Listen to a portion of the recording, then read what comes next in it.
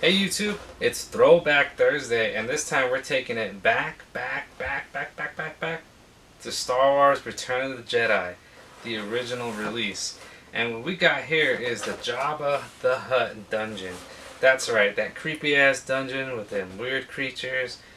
And when you go down there, now I didn't see it my first run.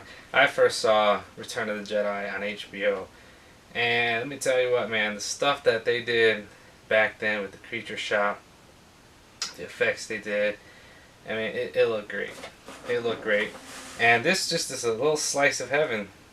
I picked this up at a Star Wars or a Phoenix Comic Con convention back when, before Star Force Awakens, probably way before that.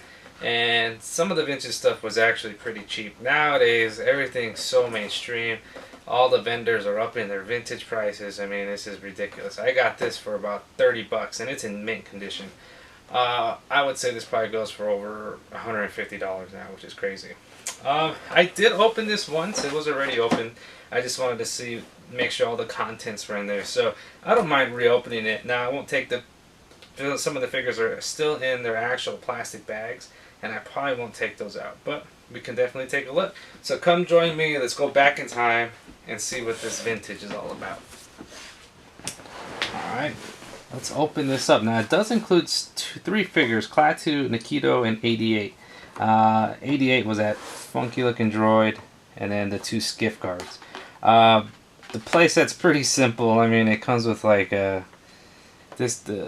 88 controls his arm, and it's supposed to pick up the droids, and it's got plugs everywhere. Now the box is in mint condition, so I want to be very careful when I open this up. I haven't opened it up for years, so I gotta be a little gentle. Now you guys actually might witness destruction, which I don't want to do. Alright. Now the box, the cardboard is very stiff. It's got no give.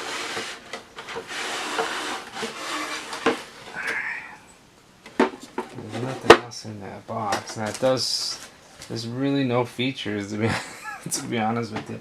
And I probably won't put it together because chances of me putting it together, snapping pieces off is not good. Now here are the figures that actually are still in the bag.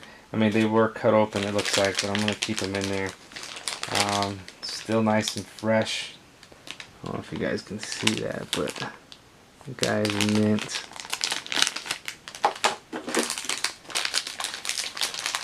This guy's still fresh, he's also mint. I mean, the detail on these guys back then was pretty horrific. You can see that. Alright. Here's 88. Now, I used to love this droid. He was pretty cool looking. His face was just so out of this world. Again, these are all still in their plastic, but they looks like they were opened.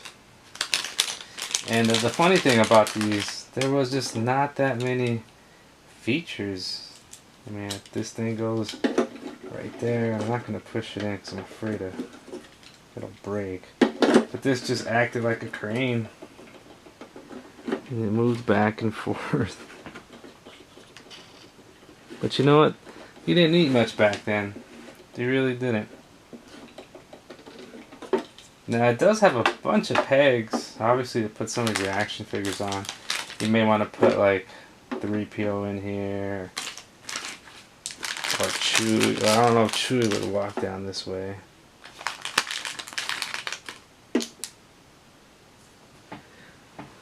There's not much going on with this set, huh?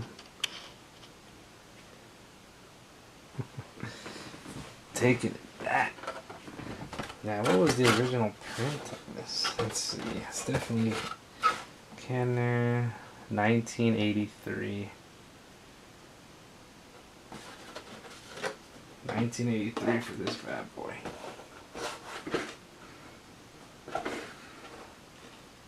The box is in okay condition. I mean, obviously it's taken a toll past the years, but I mean it's pretty sweet.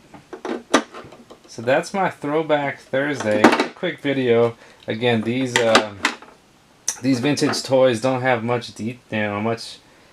It's all about your imagination back then, and that's the deal with some of the kids now. Their imagination, it doesn't get to be explored as much because everything is done for them. I mean, as a kid, I would have to imagine the movies and stuff, and now everything's just so realistic that they don't have to do that. Their imagination is done for them. But it is what it is. That's me getting old, I guess.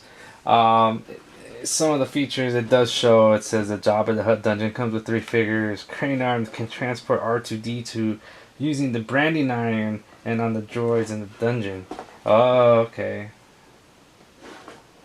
So that's what that piece was. Let's see, so you can hook.